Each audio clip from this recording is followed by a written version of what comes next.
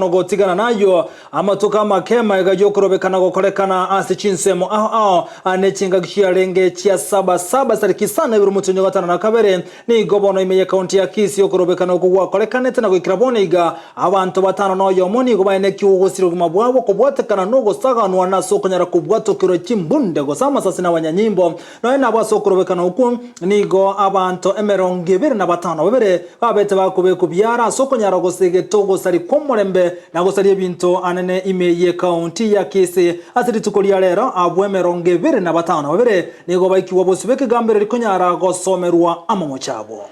Nigo nonyana bo egatia 25 na babere abo agati abo babekeira mocho yogwata egari gosyo gosaria egari yeserekari ye county ya Kisii nabo igo abande babekeira mocho yogosaria yose amagacho yebenki ya KCB me mucho bosongo ase nonyana bo abakagerwa abo babagokana amamochabo bose bomunachie bina Caroline Ocha gosebo bucho bosyo bomo senior principal magistrate Caroline Ocharo ase nonyana bo abagereri babo baba kugani babe bakobwatukwa ase bond asengencho nigo abange babo bare abaorokiwa ase college na boigo university kolengana no korobekana kukwabeta ko kolekana nigo no robotiro ko kagati yabo nigo bare abaorokiwa bechi skuru university college koruka igana na somo cyobosongo asano na bo muno chebi na bakagote una kiro yo muni garanchiro gosoka sokobeke bondi yeshiringi chiribu 30.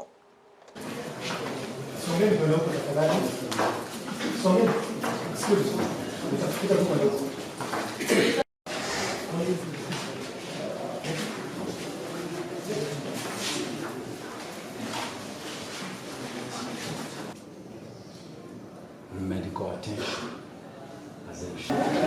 I will therefore be disallowing the application to grant the accused persons a free bond. I'll give them what I consider to be reasonable bond. With regard to the 23rd accused person, who to me really appears to be a minor, but that remains to be confirmed by an age assessment, he is the only person I'll be granting a free bond, but he will be granted that with one contact person who will need to avail his or her ID to guarantee that the subject will be availed in court when needed.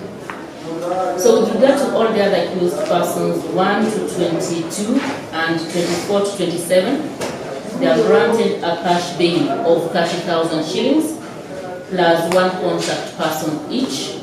30,000 shillings cash bail plus one contact person each. With regard to accused number 1, 6, 12, 19 and 26, whom I'm told were injured, they shall be accorded treatment.